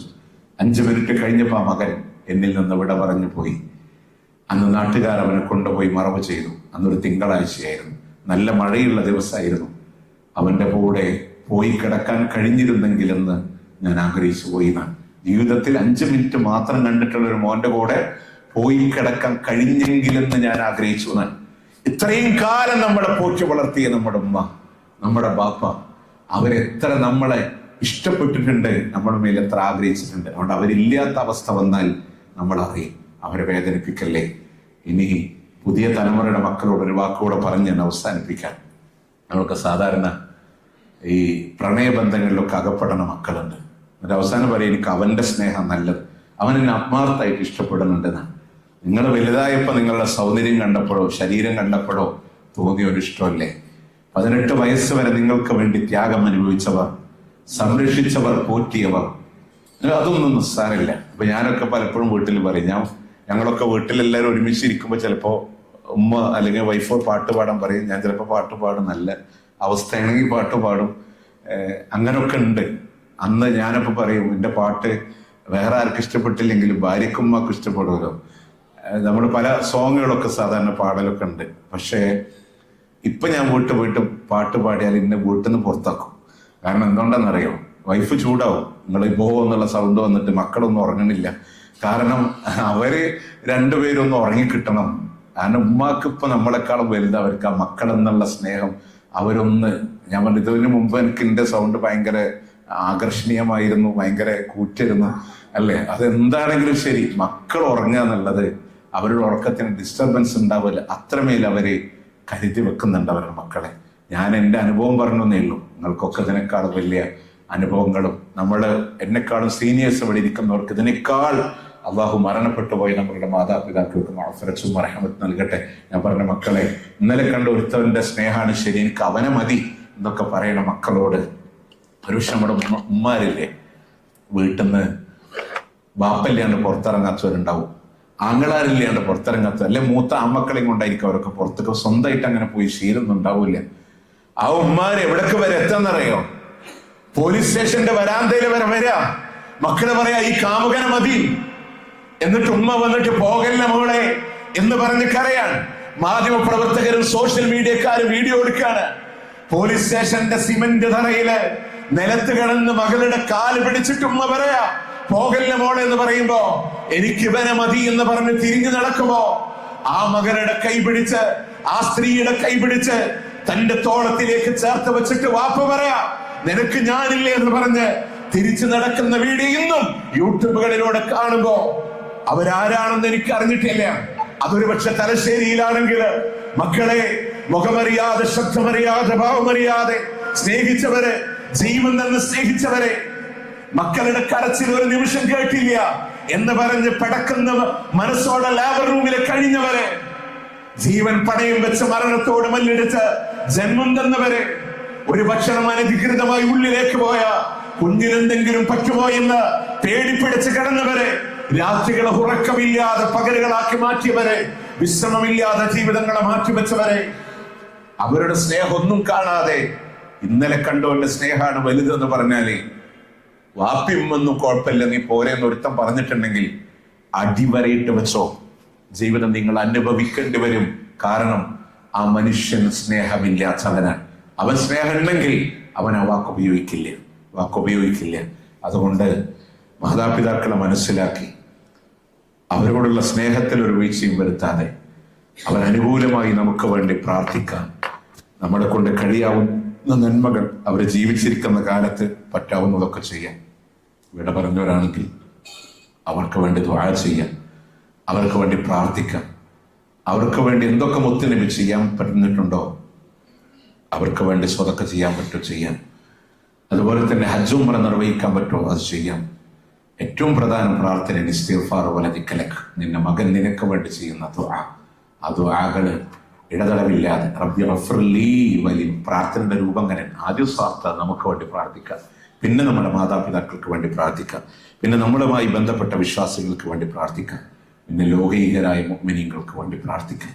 അങ്ങനെ ഒരു പ്രാർത്ഥന നിബിഡമായ ഒരു ജീവിതം ഉണ്ടാവാൻ നമ്മൾ ശ്രദ്ധിക്കുക. അള്ളാഹു അനുഗ്രഹിക്കുമാറാവട്ടെ. പ്രിയമുള്ളവരെ, അവർക്ക് ഏറ്റവും കൂടുതൽ പ്രായം വന്നാലാണ് ഏറ്റവും നന്നായി പരിചരിക്കേണ്ട 17 സൂറത്ത് ഇസ്രാ 23 ആയത്ത് ചേർന്ന് പോലും പറയല്ലേ, അറപ്പോടുകൂടെ വെറുപ്പോടുകൂടെ നോക്കല്ലേ. ചെറുപ്പത്തിൽ എന്നോട് കരുണ കാണിച്ച പോലെ അവരോട് കരുണ കാണിക്കണേ. ഒരു മടക്കി പിടിച്ച കൈകളുമായി കരയാൻ മാത്രം അറിയുന്ന രൂപത്തിൽ ഭൂമിലോകത്തേക്ക് പെറ്റുവീണ നമ്മളോട് ഏറ്റവും വലിയ കാരുണ്യം കാണിച്ചത് അവരാണ്. അതുപോലെ റബ്ബേ അവരോട് കരുണ കാണിക്കണേ അല്ലാ എന്ന് പ്രാർത്ഥിക്കാൻ. അതുകൊണ്ടാണ് കാരുണ്യത്തിന്റെ ചാട് താത്തിക്കൊടുക്കാൻ. ഞാൻ എത്ര ഉയർത്തിൽ പറഞ്ഞാലും താഴേണ്ടത് ആരുടെ മുമ്പിലാണ്? മാതാപിതാക്കളുടെ മുമ്പിലാണ്. ഒരു കാര്യം കൂടെ ആഡ് ചെയ്യാം, ആ മാതാപിതാക്കൾക്ക് മുകളിലാണ് ആര്? അള്ളാഹനെ ധിക്കരിക്കുന്ന വിഷയത്തിൽ വേറെ ആരെയും നമ്മൾ അനുസരിച്ച് പോകരുത്. എന്നിരുന്നാൽ പോലും വസ്വാഹിബുഹുമാ ഫിദ്ദുനിയ മഅറൂഫ, ഭൗതികമായി അവരോട് നന്മ ചെയ്യാം. എത്രത്തോളം ഇസ്ലാം പറഞ്ഞെന്നറിയോ? അനന്തര സ്വത്തെടുക്കുമ്പോൾ 2 മതവിഭാഗങ്ങൾക്കിടയിൽ അനന്തരം എടുക്കാൻ പാടില്ല. 2 മതങ്ങൾ തമ്മിൽ ഇപ്പോൾ ആരെങ്കിലും ഒരാൾ ഇസ്ലാം സ്വീകരിച്ചാൽ, ഒരു മകൻ ഇസ്ലാം സ്വീകരിച്ചു വിചാരിച്ചു, ഹിന്ദുവോ ക്രിസ്ത്യാനിയോ ആയ ആള് ഇസ്ലാം സ്വീകരിച്ചാൽ അയാളുടെ സ്വത്തിൽ അയാളുടെ അച്ഛനോ അമ്മക്കോ എന്തില്ല, അവകാശമില്ല. അതാണ് ഇസ്ലാമിന്റെ നിയമം. പക്ഷേ ഇസ്ലാം പറയാൻ കുത്തിബ അലൈക്കുമുൽ വസിയ്യ, നിങ്ങൾക്ക് വസിയ്യത്ത് നിർബന്ധാണ്. ജീവിച്ചിരിക്കുന്ന കാലത്ത് തന്നെ ഹൈന്ദവനായ ക്രൈസ്തവരായ അച്ഛനമ്മമാർക്ക് വേണ്ടി സ്വത്ത് വസിയ്യത്ത് എഴുതി വെക്കൽ നിർബന്ധമാണെന്ന്. അത്ര വലിയ സ്ഥാനമുണ്ട്. ഇനി അള്ളാഹനെ ധിക്കരിക്കാൻ പറഞ്ഞ വിഷയത്തിൽ അനുസരിക്കില്ലെങ്കിലും വസ്വാഹിബുഹുമാ ഫിദ്ദുനിയ മഅറൂഫ, ദുനിയാവിന്റെ കാര്യത്തിലെ ഏറ്റവും മാന്യമായി അവരോട് പെരുമാറണമെന്ന് അള്ളാഹു സുബ്ഹാനഹു വതആല മാതാപിതാക്കളുടെ കൂടെ സ്വർഗത്തിൽ ഒരുമിക്കാൻ അള്ളാഹു നമുക്കൊക്കെ ഭാഗ്യം നിന്ന് അനുഗ്രഹിക്കുമാറാവട്ടെ. അള്ളാഹുവേ നാളെ സ്വർഗത്തിൽ കുടുംബത്തോട് ഒരുമിച്ച് ചേരാൻ ഭാഗ്യം നിന്ന് അനുഗ്രഹിക്കണേ അല്ലാഹ്. اللهم ربنا آتنا في الدنيا حسنة وفي الآخرة حسنة وقنا عذاب النار. ربنا تقبل منا إنك أنت السميع العليم وتب علينا إنك أنت التواب الرحيم واغفر لنا يا غافر المذنبين. وصلى الله على نبينا محمد وعلى آله وصحبه أجمعين. سبحانك اللهم وبحمدك أشهد أن لا إله إلا أنت أستغفرك وأتوب إليك. السلام عليكم ورحمة الله وبركاته.